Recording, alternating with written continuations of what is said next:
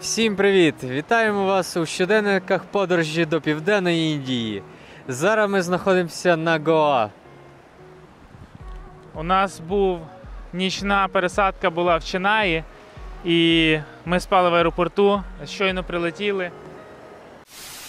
В аеропорту Ченаї знайшли дуже заліпательні автомати з водою. А після покупки водички провели півночі, кимаривши сидячи та опершись на рюкзаки.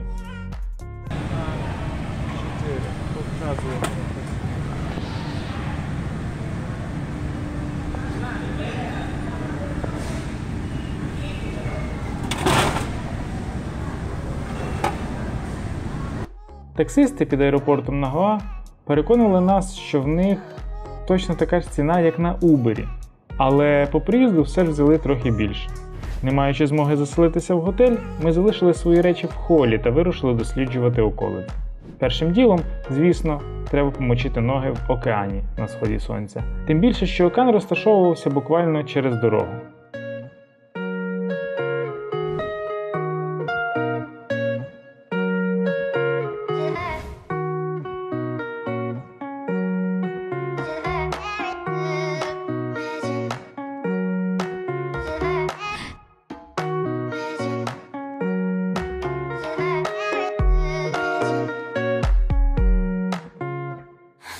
По дорозі проходили мимо зачиненого мотосалону Java, або, як ми звикли називати, Ява. Ретро-стиль цих мотоциклів має дуже гарний вигляд. На кінець-то ми заїхали в готель, і це виявилось дуже цікавим місцем. Тому що коли ми під'їхали тільки до готелю, Тарас такий: Ярик, ти вмієш вибирати якісь стрьомні місця? На фотках вони прикольні. Але, дивіться, у нас видно океан. Це коштує дуже недорого. У нас чистий готель порівняно зі всіма остальними. Взагалі, в принципі, він об'єктивно чистий. Після прогулянки берегом ми знайшли невеличкий супермаркет. На Гоа в звичайному супермаркеті можна було купити алкоголь. Це дуже незвично для Індії. Але в чому сама соль? Тут дуже все цікаво зроблено. По-перше, ти приходиш, там знизу парковка, якби першого поверха немає, там сидить охоронець.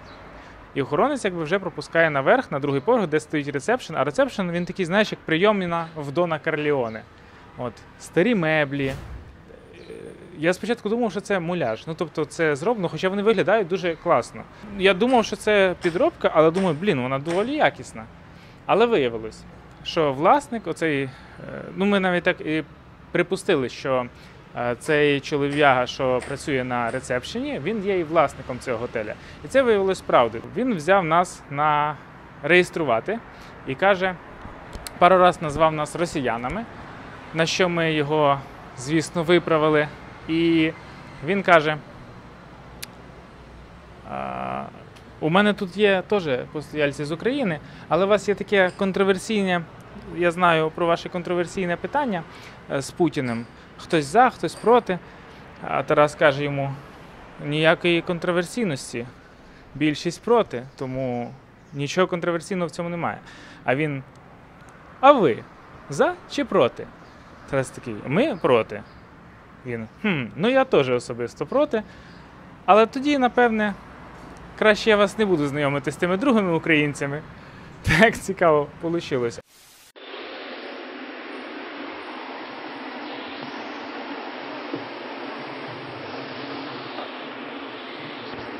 Тарас, а де твій снікерс?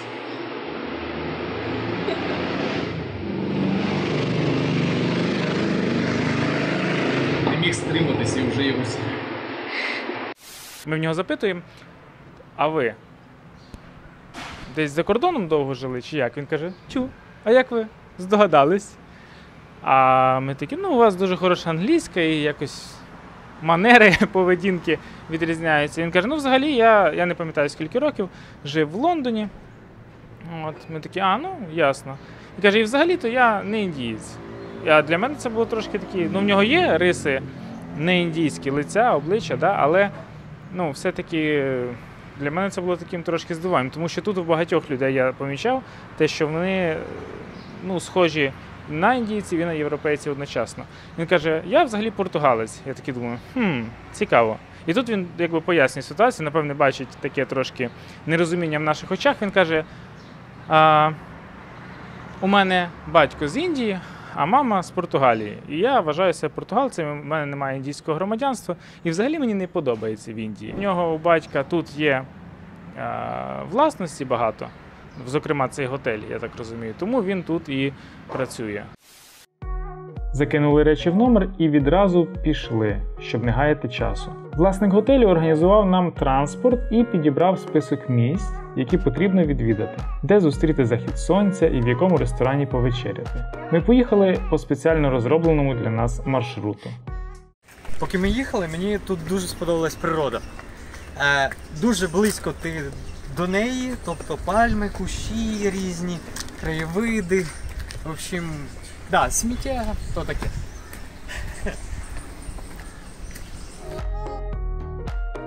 Цей португальський форт на вершині пагорба спочатку був оборонною конструкцією, а згодом перетворився в тюрму. Тепер це музей. Хоча для туристів це місце відкрили порівняно недавно. І, як ви можете бачити, людей тут не так і багато. А краєвид з фортової стіни просто чудовий.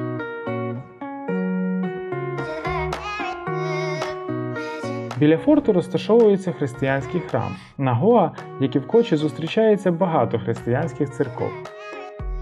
Поки ми були в готелі і не встигли ми поїсти, тому за традицією я навіть нічого не буду казати. Я просто поїм це на камеру.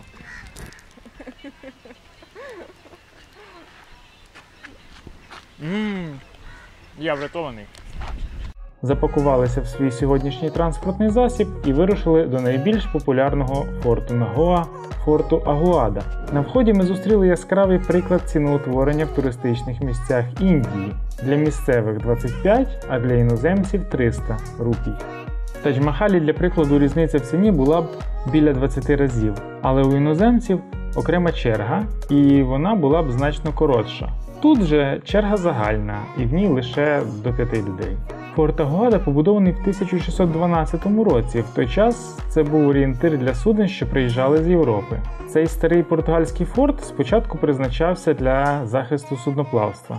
Наступною точкою нашого маршруту був звичайний пляж. Власник готелю сказав, що включив в наш маршрут 2 пляжі. Один загальний, а інший важкодоступний, і попросив нас їх порівняти, хоча б для себе. На пляжі було порівняно чисто.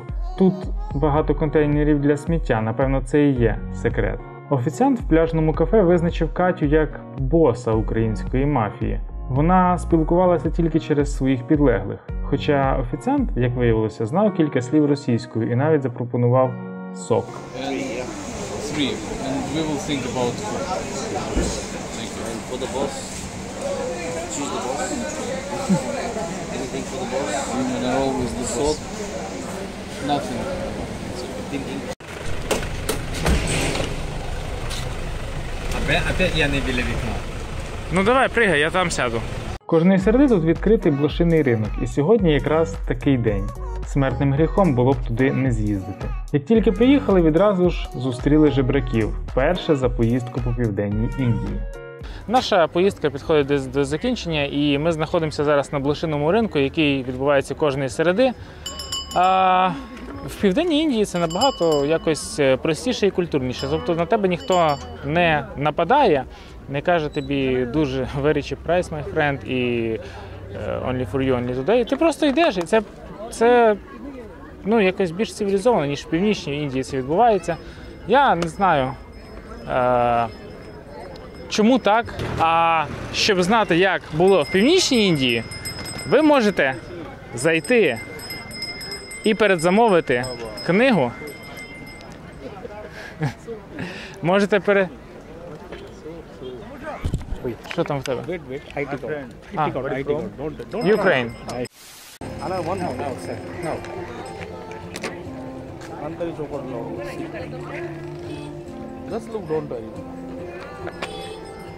Thank you very much. No, it's okay. Пішли. Серйозно, знімай. Like something, my friend. Hey. No problem. Excuse me. Hello. No, it is Pasmatri.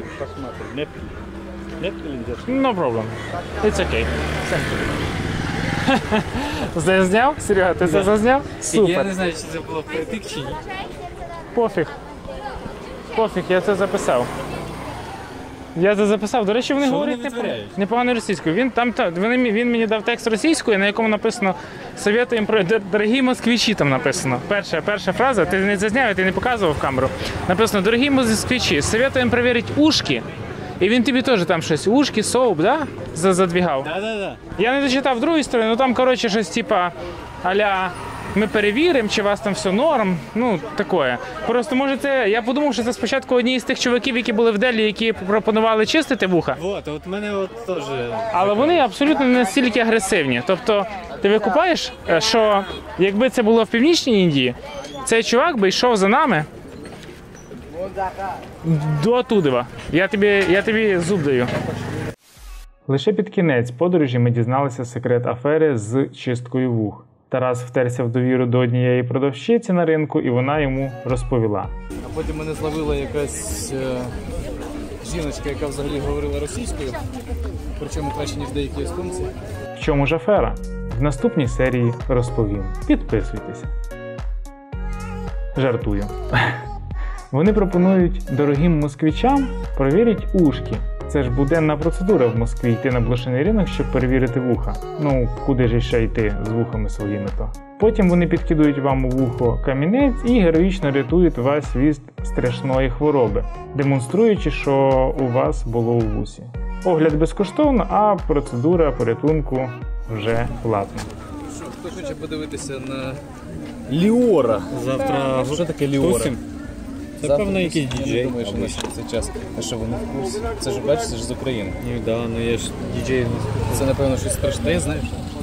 Якщо ви хочете дізнатися, як було в Північній Індії, ви можете передзамовити мою книгу, яка називається «В Індію на весілля. Щоденники подорожі до Індії».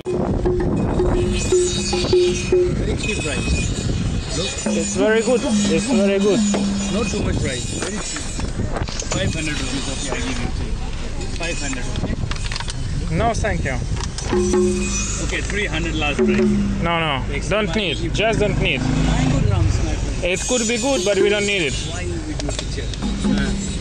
З ринку поїхали спостерігати захід сонця на секретний пляж. Чесно, не з першого разу знайшли туди прохід. Напевне, тому він і секретний.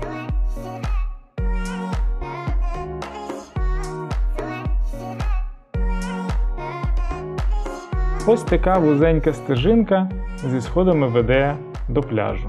До речі, тут таки доволі мало людей. Це був красивий захід сонця на березі океану. Протягом цих 30 хвилин я просто сидів, дивився вдаль океану і думав про всілякі речі. Цікаві моменти.